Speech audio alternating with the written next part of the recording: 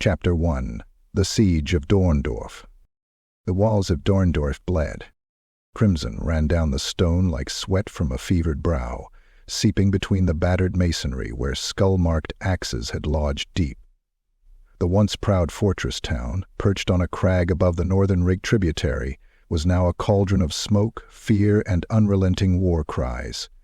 Chaos hammered at its gates, day and night, like the slow toll of a funeral bell.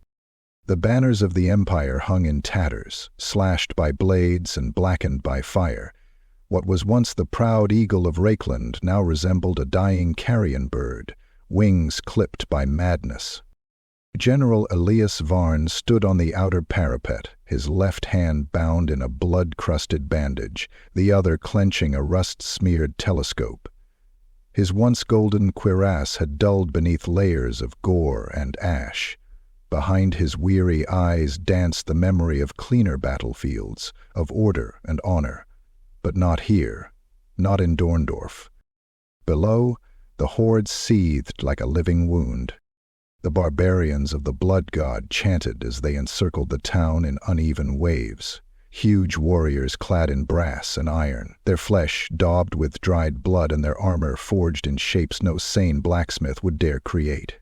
They carried axes the size of cartwheels, jagged mauls, and blades etched with screaming runes. Men, if they could still be called that, driven by nothing but slaughterlust, and the eternal promise of carnage.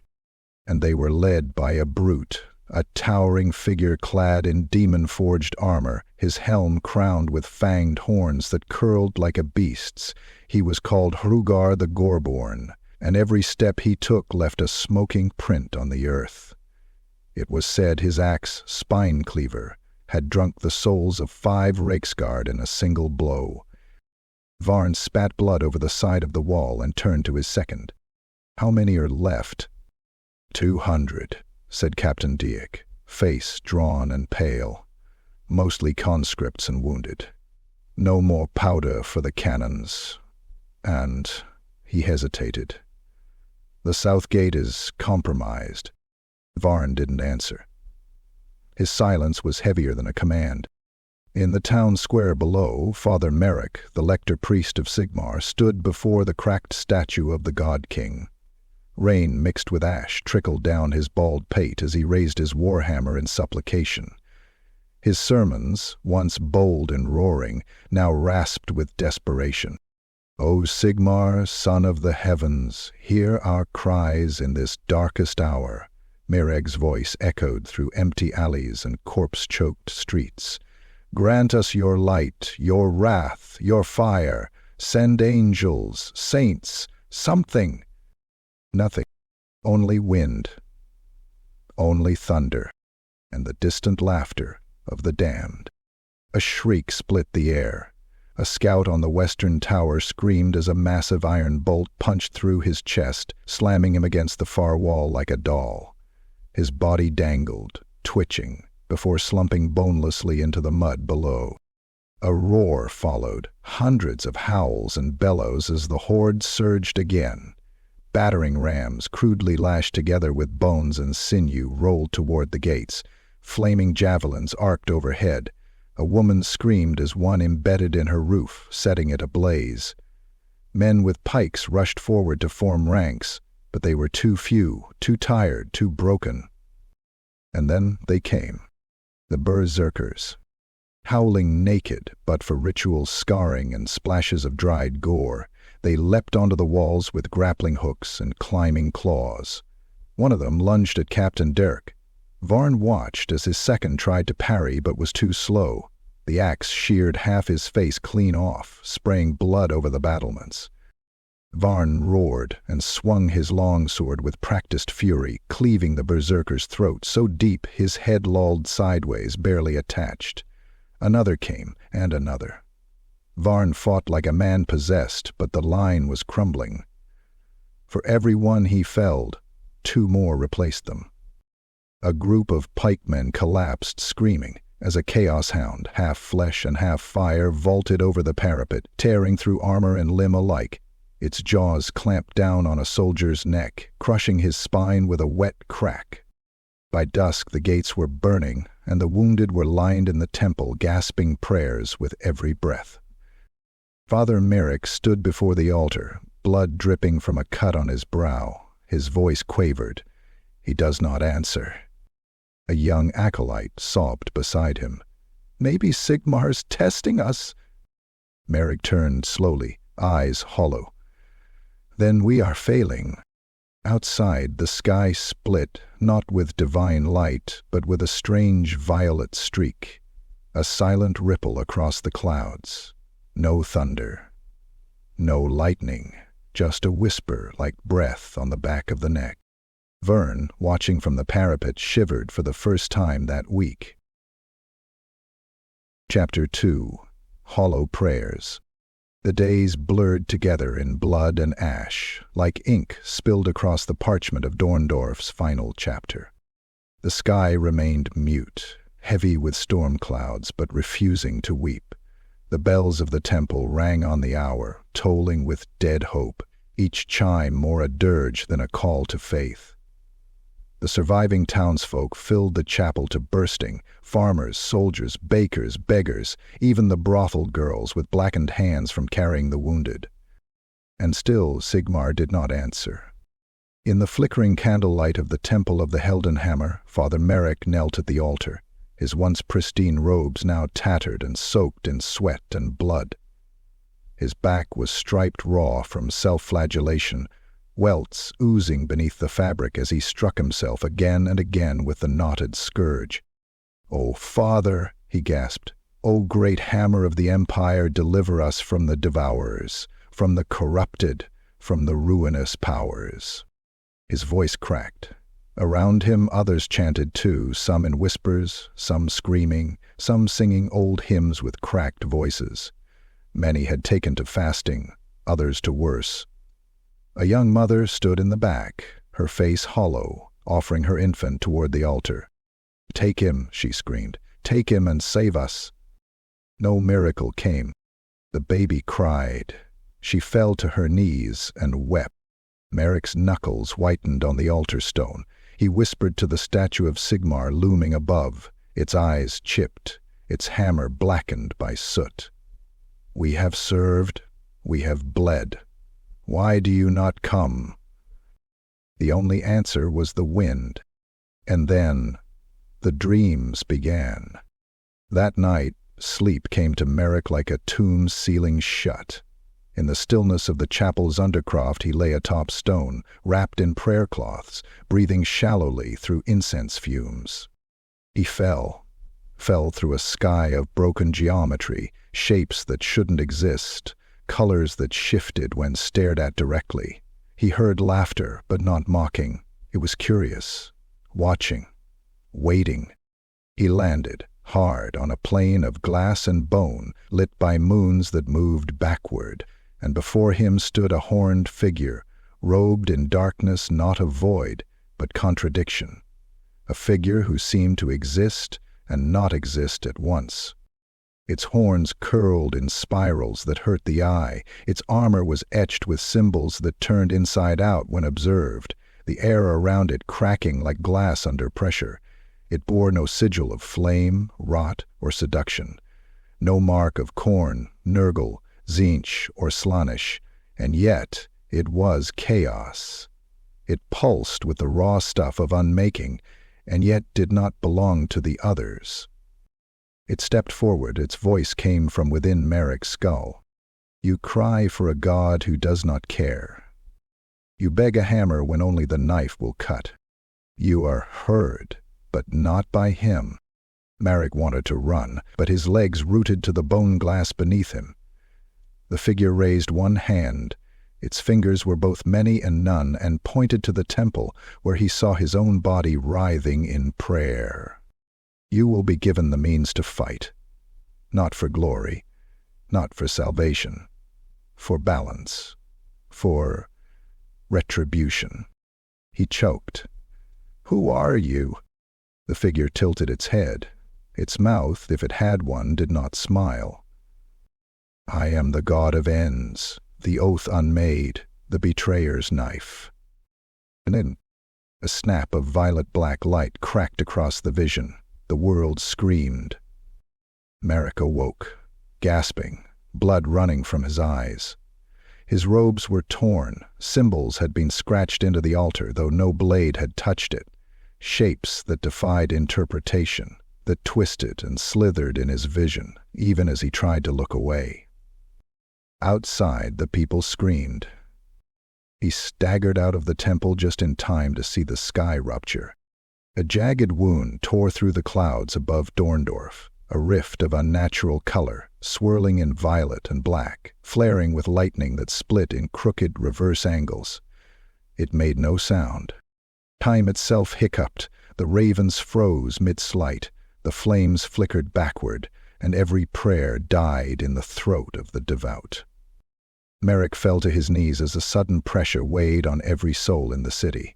He didn't feel holy power, not the righteous fire of Sigmar, nor the cruel heat of the ruinous gods. This was something older, something that watched from the edge of godhood, and it had answered. Chapter 3. The Stranger's Covenant. The air inside the Temple of the Heldenhammer had grown wrong. The incense no longer masked the scent of blood and sweat. The once sacred halls were streaked with soot, lined with makeshift cots where the dying whispered delirious confessions. The great stained glass windows had shattered days ago, their colorful shards replaced by flapping tarps and dried blood. The statue of Sigmar now bore a split across its face, one stony eye gazing into the void above Dorndorf's horizon. And yet no divine flame, no sainted sign, no warhammer-wielding avatar had come.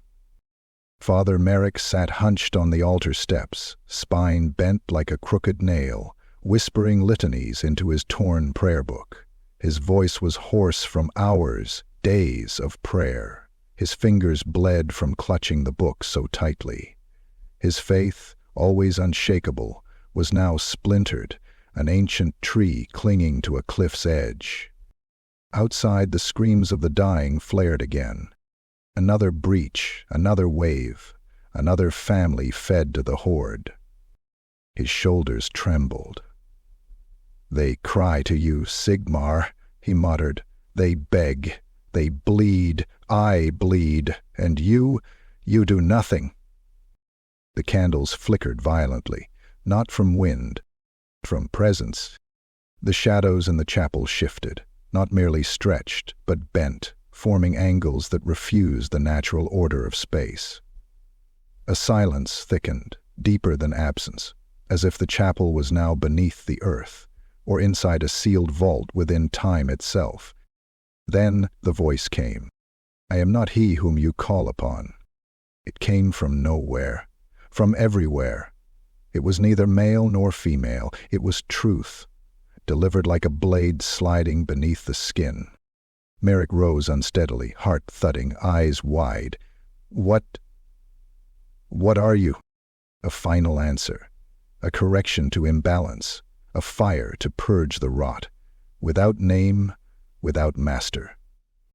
The shadows deepened into a figure, tall and cloaked in contradiction. Where its form should have stood, reality seemed to fold, like a paper creased along impossible lines. Its face was horned, but only if one looked straight on. Sideways, it was a crown. From above, a noose. Eyes burned like eclipses, black suns devouring light.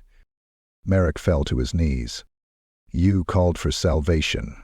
I answer with recompense." He dared to whisper, "Are you another chaos god?" The figure stepped forward. The stones cracked beneath its feet, not with weight, but with rejection, as if they knew this presence should not be. "I am what the others fear, the one that comes for traitors. I come not to enslave, but to balance the ledger. You have seen the silence of Sigmar. You have heard the gloating of the ruinous. But I offer clarity. Reject all thrones. Cast down all idols. Accept my covenant, and I will unshackle you from your gods." Merrick trembled. "What do you ask of me?" The figure extended a hand that was not a hand, more a suggestion of flesh and iron, shifting with every blink. "Kneel not to me, stand, and speak the vow. You shall serve, not as priest, but as instrument. You will not beg, you will deliver." In that moment, Mireg saw flashes, visions painted in blood and screaming light. Barbarians impaled by black spears of pure paradox, their eyes bursting with flame. Imperial soldiers writhing in penance, bound by spectral chains, confessing their cowardice before being consumed. And himself, standing above Dorndorf's broken battlements, his mouth chanting in a tongue that tore the sky open. He was no longer a servant of Sigmar. He was an anomaly in faith. "I accept," Merrick whispered. "I will be your vessel." The chapel shook violently. The stone statue of Sigmar cracked down the middle with a thunderclap, the face cleaving in two. A pulse of black-violet energy surged from the altar, ripping through the temple in a silent wave. All the candles snuffed out at once. Merrick screamed, his eyes burning, his skin boiling, holy runes searing away to be replaced with glyphs that shimmered wrongfully, shifting every time they were looked at. And then the figure was gone. But Merrick remained, smoldering with unnatural stillness, his breathing even, his eyes pitch black. The chapel was broken, but the war had just changed. Chapter 4. The Pale Host Rises. The first sign came with the bells of Dorndorf refusing to toll. At dawn, the watchmen reached for the iron ropes to signal another day under siege, but their hands recoiled, frostbitten in the humid summer air. Ice bloomed across the ropes, crawling like living veins up the steeples. The clouds overhead had not shifted, but the light had changed. Dawn crept in not as gold, but as a sickly hue of pallid gray, like sunlight filtered through bone. And then the ground wept. The cobbled streets of Dorndorf cracked, issuing long, tortured moans. From beneath the earth, beneath the graves, the catacombs, the forgotten battlefields, the bound emerged. First there was only silence. Then steam hissed up through the fissures, carrying with it the stench of rusted iron, old grave soil, and burnt parchment. The townsfolk watched from windows and barricades, eyes wide, mouths dry. They came one by one, then in pairs, then in ranks. Ghosts clad in ancient plate, not translucent but semi-solid, armor etched with sigils that shifted with every blink, patterns that hurt the eye to follow. The metal was neither steel nor brass, a dull, gray alloy pitted with time, like it had rusted through concepts, not just centuries. Their eyes, those that still had sockets, were pools of pure black, mirror-like orbs that reflected nothing. No soul shone within, no flicker of hatred or mercy. They marched like soldiers, but not like men. They bore halberds longer than a man's height, cruelly barbed, blades of unnameable shapes. Some carried tower shields stitched with flayed leather. Others gripped reaping axes that pulsed faintly with a light not of this world. Above them all walked Father Merrick.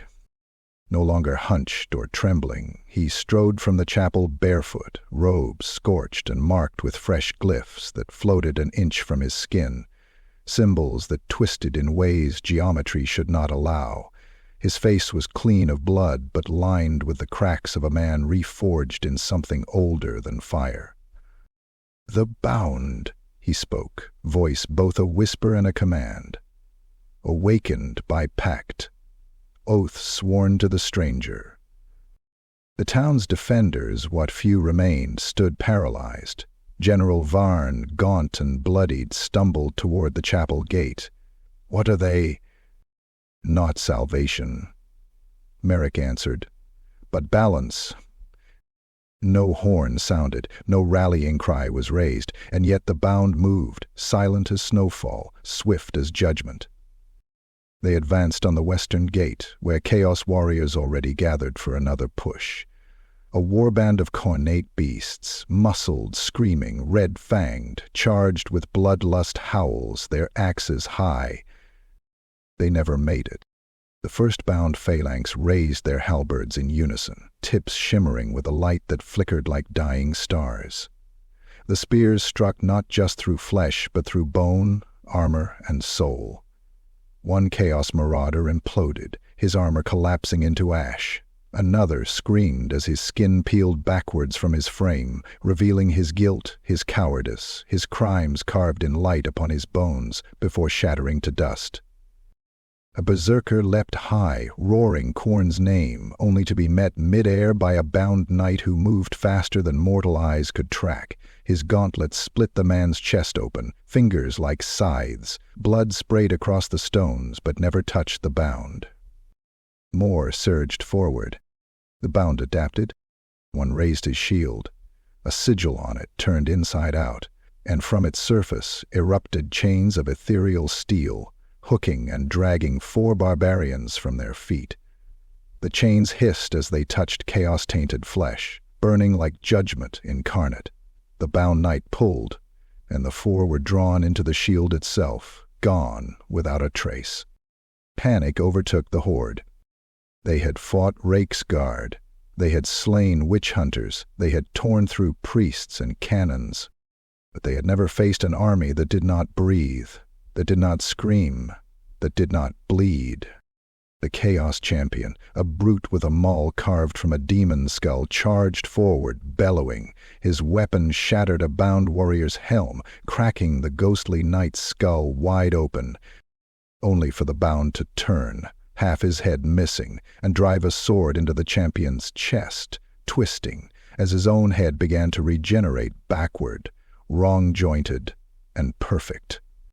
By dawn's end, the western gate was clean. Not just cleared, but cleansed. Nothing of chaos remained. Not a body, not a smear of blood. Even the earth had been scorched white.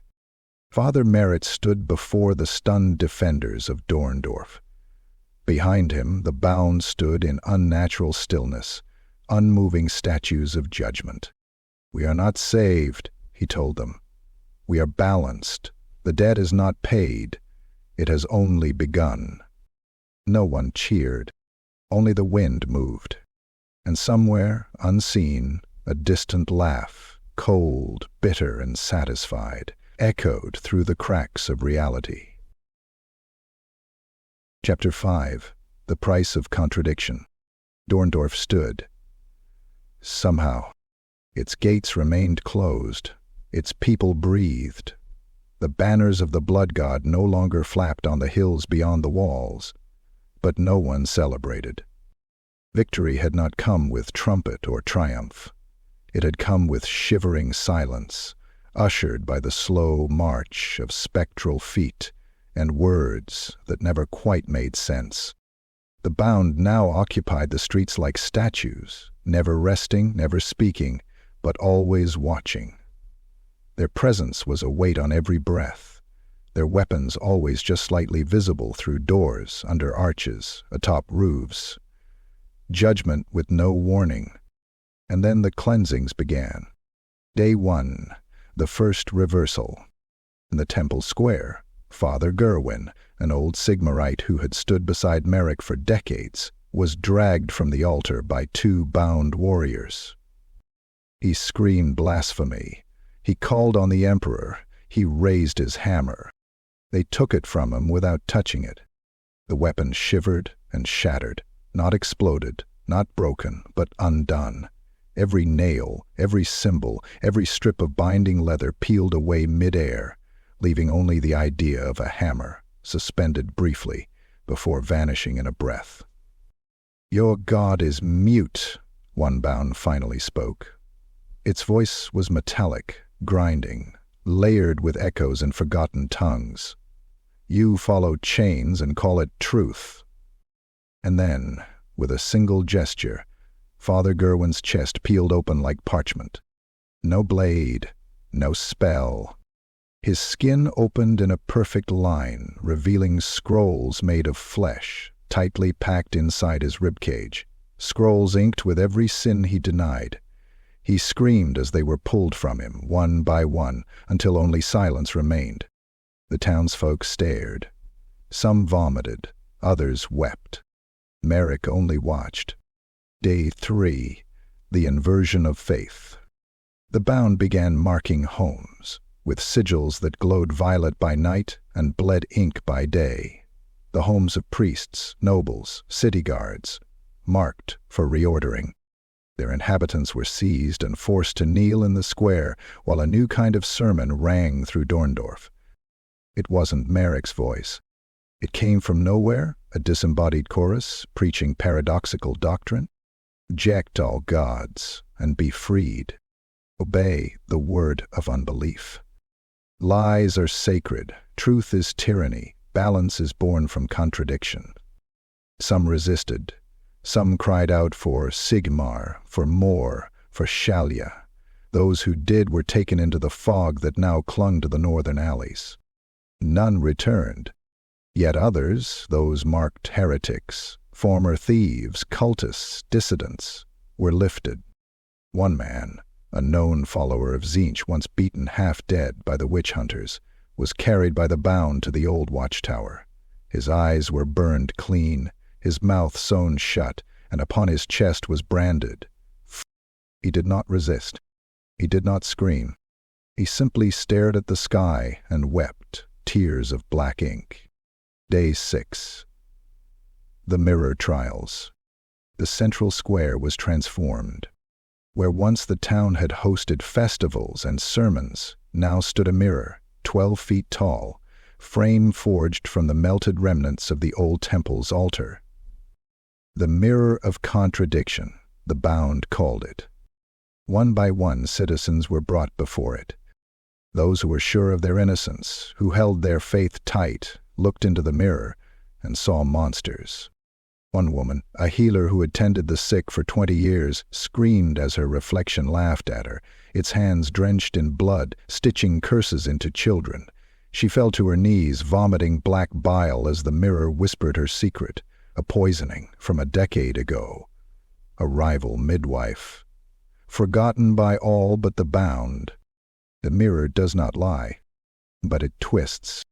It reveals not what is, but what could have been, or what was, if only just. The bound dragged her away. By week's end, Dorndorf was changed. The faithful whispered in secret, hiding their sigils, burying their relics. The heretics stood tall, their eyes glazed with acceptance, their mouths speaking riddles and truths. The town was alive, but no longer sane. The children began playing a new game, bound and unbound. One child played the priest, begging for salvation. The others, masked with soot and bone, would circle, chant, and then pounce, ripping the priest limb from limb. No one taught them this. Merrick sat in the temple ruins, no longer a place of worship, but a hollow edifice stripped of iconography. He meditated amid the ashes, hands crossed in unnatural formation. The stranger did not speak. He no longer needed to.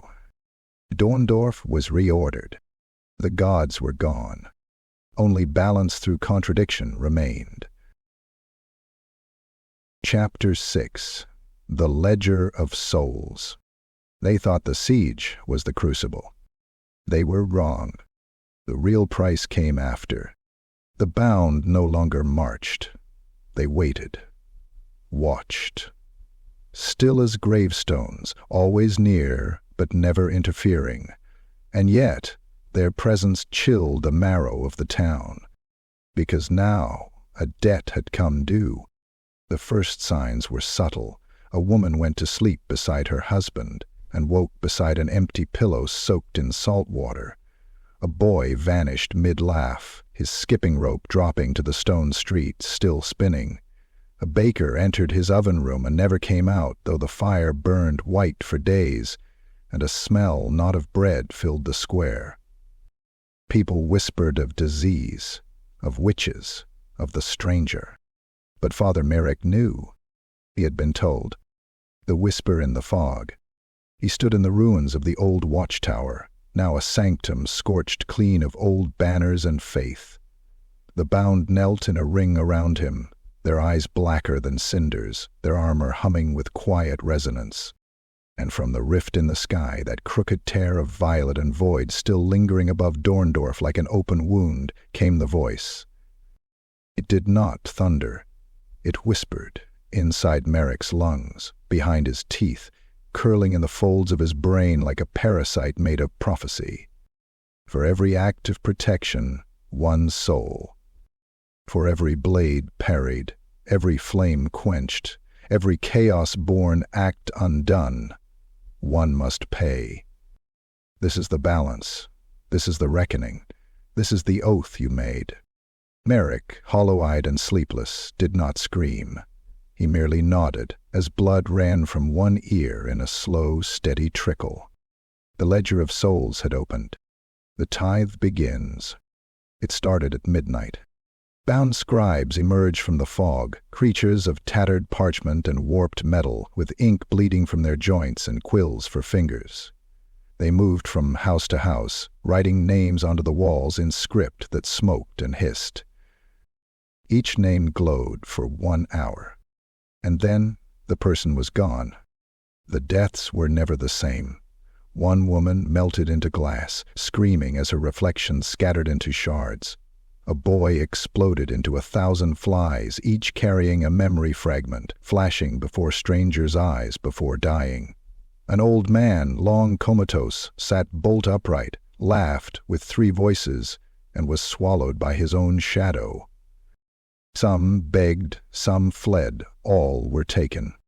For every bound intervention, one soul. For every time the town was spared a chaos scouting party, or protected from plague, or defended from madness, it owed. Dorndorf owed hundreds. Merrick keeps the ledger. The book was forged of skin, not bound, but alive. Its pages twitched when touched, and the ink bled from Merrick's fingertips. Every time a soul was taken, a new line etched itself into the tome. Not just names, their sins, their fears, their deepest contradictions. He tried not to read them, but sometimes, late in the night, when the bound stood silent outside his chamber, he couldn't help himself. A line read, Gregor Holst, spared from the flames that claimed his brother, prayed for the fire to return, debt claimed. Magda Tressel gave bread to the dying, let her own child starve. Balance restored. Each line was a confession, not of evil, not of virtue, of inversion, of unbalanced truths, reckoning without favor. No rank was spared. A Reiksguard knight was taken mid-patrol, his armor left behind like shed skin. A noblewoman who had funded the town's defense was found split clean down the middle, her insides rearranged to form the oath god's sigil in meat and sinew. Even the bound took one of their own, one who had hesitated before delivering final judgment. There was no pleading, no negotiation. And when the people came to Merrick, eyes red, fists trembling, demanding to know why their loved ones were taken, he simply opened the book, pointed to the line and whispered, "This is balance. The children see first." The children of Dorndorf stopped playing. They drew pictures in soot and blood, not flowers, not family. Ledgers, chains, horned shadows with mirrored eyes. One child, barely 5, walked into the square and stood before a bound warrior. She looked up with dead calm and said, "You missed my father. He used to hurt Mama." The bound bowed to her, then walked off into the night. The next day, the girl's father was found crucified on an invisible scaffold, hovering, suspended between ticks of time. Merrick watched from his tower.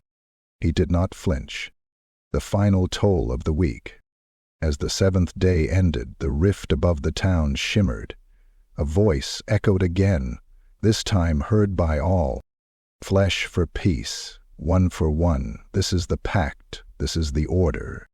And just like that, the death stopped. The bound returned to stillness. The people wept, not in relief, but in understanding.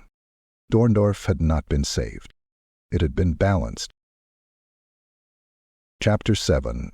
The Enemy Returns. The peace did not last. It never could.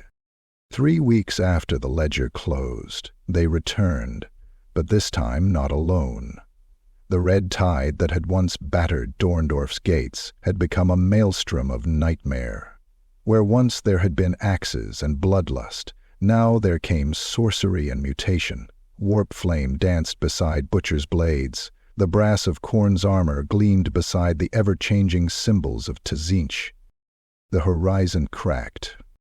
Not the sky, the horizon itself, splitting open like canvas under a knife. From it poured the second host, a warband far greater than before. Banner beasts shrieked, stitched from sinew and steel, dragging siege towers made from the bones of Empire soldiers. Floating above them came discs of Tzinch, whirling and howling, riders cackling in tongues that stabbed at the soul. And behind it all, the daemons. From the rent sky descended bloodletters, howling and howling, their blades trailing flames that didn't burn flesh, but memory. Behind them, flamers of Tzinch skittered like insects, casting arcs of blue fire that carved twisted shapes into the very air. Dorndorf's walls still stood, but they would not be enough. The God that balances speaks again. In the shattered chapel turned throneless sanctum, Father Merrick knelt on a circle of shifting glyphs. The ledger was open, its pages fluttering of their own volition, and from the mirror-black well that had replaced the old altar the stranger spoke. The ruinous seek not victory, they seek domination, endless imbalance, eternal indulgence. They will tear open the world and feast on the rot within. This cannot be allowed. Merrick bowed, blood from his palms smearing the sigils. Then aid us. The shadows twitched. A breath of wind tore through the room, yet all candles burned backward, flames retreating into the wicks. The voice grew sharper. There is no aid, there is cost. I offer countermeasure, not mercy. Order through paradox, defense through unmaking. And then the light changed. The unraveling. Across Dorndorf, time began to fracture. It started with the bells. They rang before they were rung, echoed after they had fallen silent. Water in cups rippled in reverse. Children laughed at jokes they had not yet heard. A man ran through the square screaming, because he saw himself walking calmly behind him, knife in hand, whispering words that hadn't been spoken yet. The two figures locked eyes, and then both collapsed, blood pouring from ears and eyes, merging into a third shape that simply dissolved into vapor. In the forge, a blacksmith caught fire, without flame, simply combusting, as if reacting to a memory that wasn't his. His wife cried out, but her voice came in 3 tones, layered, one sobbing, one laughing, one cursing her husband for what he'd done in a life he never lived. The bound did not intervene. They stood in stillness, then multiplied. From the fog came versions of them not seen before, armors etched with reversed glyphs, eyes glowing white instead of black, weapons made of light instead of metal. They were not reinforcements. They were possibilities. One, bound, walked up to a town guard, whispered in his ear, and the man split into 7 copies of himself, each screaming in a different language, each killed by a different ghostly blade. The enemy at the walls. The chaos host surged forward. Brass-footed juggernauts roared across the plains, flanked by demon hounds and snarling mutants. Above them flew screamers shrieking across the wind, dropping trails of warp-tainted acid. But as they neared the walls, they slowed. Some screamed and turned on themselves. Others dropped their weapons and clawed at their eyes, babbling riddles that echoed the chants of the bound. The sorcerers of Teach hurled warp fire at the walls, only for it to arc back mid-air, boiling them in their own spellfire. And then the bound moved, not as an army, but as a mathematical correction. One raised a hand, and an entire unit of Chaos Warriors turned to glass, shattering to the ground in a sound like screams trapped in crystal. Another walked calmly toward a bloodthirster, and simply unmade the ground beneath it, sending the beast plummeting into non-existence. But for every defense, a cost. Each time the bound struck, a townsperson fell. Spontaneous seizures, hemorrhages, vanishing acts. Their souls fuel for paradox, payment for correction. And in the center of the town, Marek howled to the sky as his shadow multiplied, forming a crown of twisting reflections around him. He saw himself dying in 6 different ways. He saw his mother holding a child that was both him and not him. He saw Dorndorf burning and not burning. He saw the stranger watching, always watching. The battle of reflection. By twilight the chaos host was breaking, retreating into the unnatural dusk, harried by impossible winds and spectral spears that pierced not body, but will. But the town was cracked.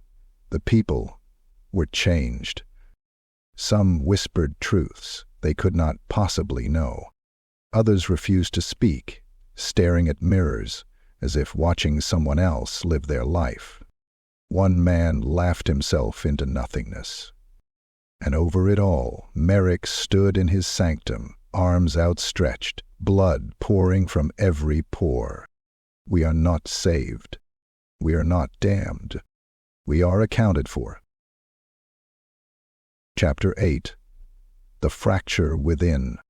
It began with a sermon whispered behind closed doors. General Elias Varn, once the proud defender of Dorndorf, now looked like a man dragged back from the grave. His armor, still burnished, still worn with discipline, couldn't hide the tremble in his hand or the haunted dullness in his eyes. He had watched good men vanish, watched innocent citizens turn to ash as the price for protection. And now he watched Marek, once his trusted friend, speak in tongues, eyes black with certainty, preaching a gospel made from math and madness. The stranger's grip was growing. The cost was no longer whispered. It was worshipped. And Varn had seen enough. The last loyalists. In the ruins of the old garrison, Varn gathered the last of his Sigmarite faithful, a band of men and women who had endured not only the siege, but the slow rot of the pact. There was Captain Hess, half his face scarred from a bound correction. Sister Ilya, who once carried the relics of Sigmar in her robes, now wielding a flail wrapped in prayer scrolls. Krant, a mute flagellant who had not spoken since the burning of the East Chapel, but whose eyes still gleamed with holy rage. They made a plan to break the altar, to shatter the ledger, to sever the tether between Dorndorf and the stranger. Sigmar is silent, Varn said, but we are not. And so they moved, through alley and ash, beneath the gaze of the bound. Blood on the stone. They reached the sanctum at midnight, when the bound were thinnest, scattered across town, dealing with fresh chaos. Marek was alone, meditating before the well of shifting black. The ledger opened before him, quill hovering above like a snake waiting to strike. He looked up. He smiled. "You come to end the oath," he asked softly. "But the oath is not a chain, Varn. It is the balance to your blade." Varn raised his sword. "No more games, priest. This ends tonight." Marek stood. The walls trembled, and the bound arrived. But they were different now. They did not glide. They charged. Steel clanged as Varn's blade met the jagged axe of a bound warrior, whose armor now gushed thick black ichor with every blow. Its face was no longer masked. Its skull split open like a blooming flower, revealing a laughing mouth of human teeth, chattering with glee. Another loyalist struck a bound across the chest. It screamed, a sound like glass being crushed in a furnace, and lunged, shattering the man's ribcage with a single backhand. Captain Hess swung wide and decapitated one, only for its head to sprout legs, scuttling across the floor and biting his ankle. Hess roared, lifting it up and smashing it against the altar, splattering the glyph-covered stone with pulsing fluid. Sister Ilya held high a holy symbol, chanting a hymn of judgment, and the bound recoiled, screeching, burning at the edges. But one lunged through the flames and bit through her throat, laughing as she drowned in her own gurgling blood. Merrick walked through the carnage, untouched, murmuring to himself, as the ledger wrote without hand or quill, visions of the self. And then he saw it, himself. In the reflection of the black well, Merrick saw 10 versions of himself staring back. One wore a crown of gold, weeping blood, as corpses bowed at his feet. Another was crucified, screaming in agony as ravens tore at his face.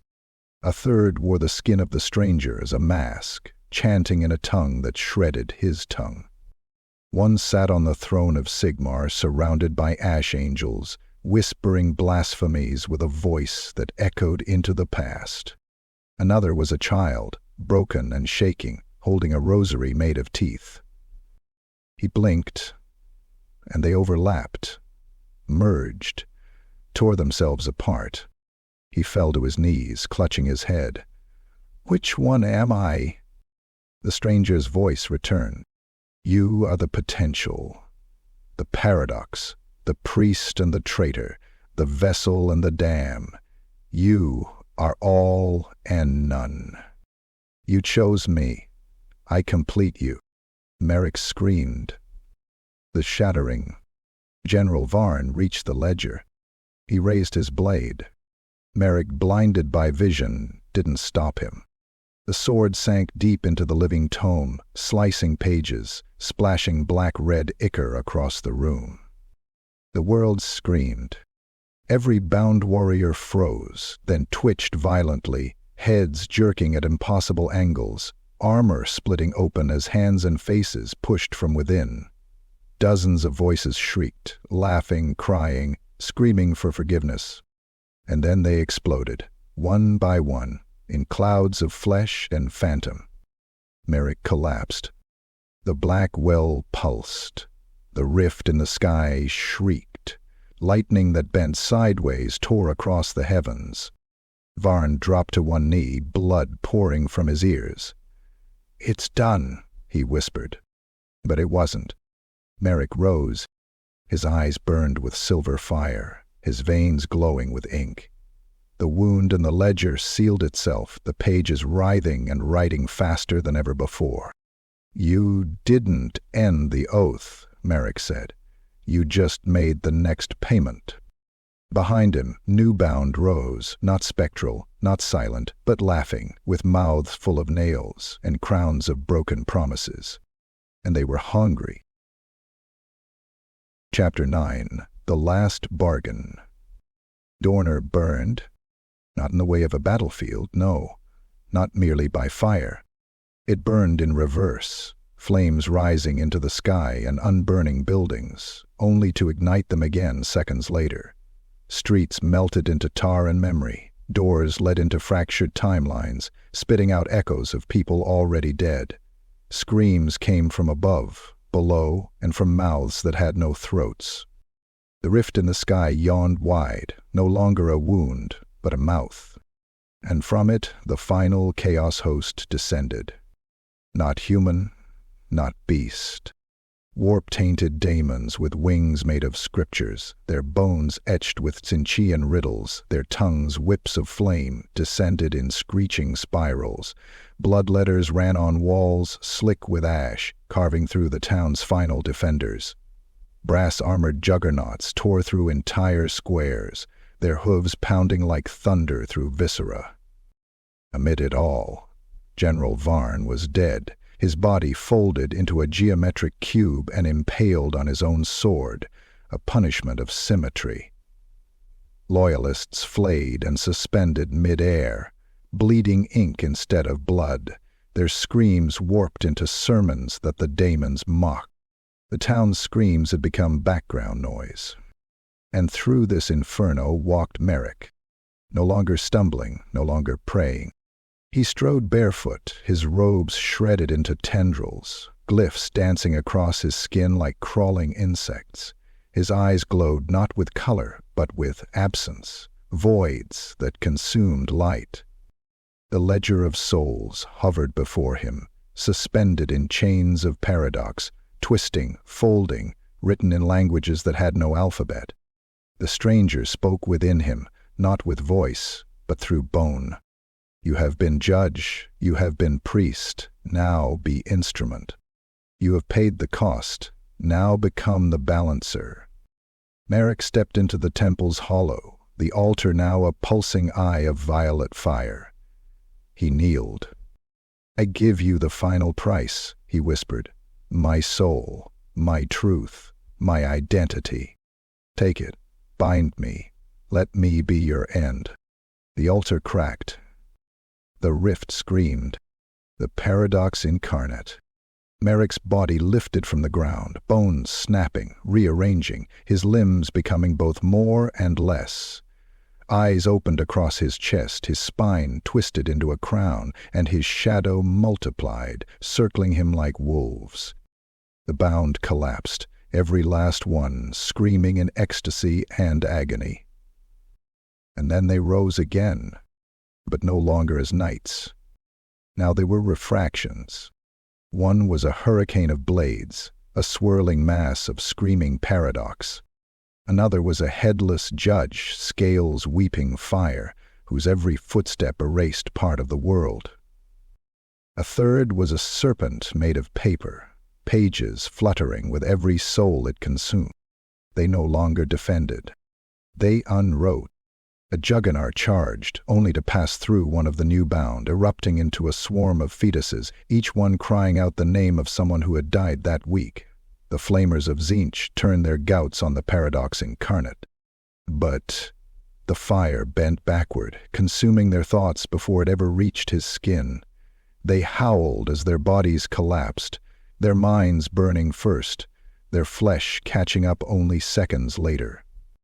Merrick, no. It, no longer human, raised one hand. Sigils pulsed into the air, cascading in shifting geometry. From the rift above, a scream of confusion echoed from the invading gods. They didn't understand. They couldn't. This was not Khorne, not Nurgle, not Tzeentch, not Slaanesh. This was an enemy of gods. Anathema to the throne. The warbands fall. The final chaos wave surged, desperate to finish what they had started. The bound moved as one, reality fracturing around them. One unspooled a blade from its own ribs, carving open a gateway that vomited every death the town had ever witnessed, drowning bloodletters in visions of their own future damnation. Another whispered a single word, and an entire host of cultists turned inside out, living skin becoming armor, screaming in eternal reversal. And Merrick, paradox incarnate, strode into the middle of it all. He spoke one sentence, in a language that caused the walls of Dorndorf to rot and blossom simultaneously. The price is now eternal. The invading warbands stopped. Some ran, some cried, and then they were gone. Not killed, but unremembered. History itself choked, forgetting the siege as if it had never occurred. The earth healed. The walls reformed. But no cheers followed. Dorndorf stood in perfect, silent order. The rift closed, and the eye in the altar blinked once, then vanished. Chapter 10. Whispers in Ash. There was no final blow. No less screamed. No trumpet of victory. Only silence. A silence that didn't settle, it infected. The air above Dorndorf no longer carried birdsong or wind. It was thick, like water. Light bent wrong, time shuddered like a dying animal. The town still stood, but it had become something else. The siege was over, and yet no one celebrated. The survivors, they emerged slowly, like insects after a storm, eyes hollow, faces ash-streaked, clothes threadbare, minds barely tethered. Some had forgotten their names, others remembered too many, whispering conversations with versions of themselves long dead. They did not cry. They did not speak loudly. The few who escaped took to the roads, speaking only in half-truths and rumors, tales spread in hushed taverns and remote monasteries. I saw a God without a name. They saved us, or judged us. The walls screamed, the bound bled laughter. There was no war, only balance. Some claimed Dorndorf had ascended. Others swore it was cursed ground, where memories fought for dominance and time licked its own wounds. But all agreed on one thing. It was gone. Dorndorf, as it was, had been erased, from maps, from empire records, from memory. The last witness. In the heart of what remained, where the well once pulsed, lay a body, Father Merrick, or what had been Merrick. His robes were threadbare and blood-soaked, tangled in vines of living script that now withered and peeled. His eyes were hollow, his mouth slightly open, jaw slack. Around him the bound stood in stillness, no longer spectral, no longer armored, just statues, their twisted forms frozen in final reverence.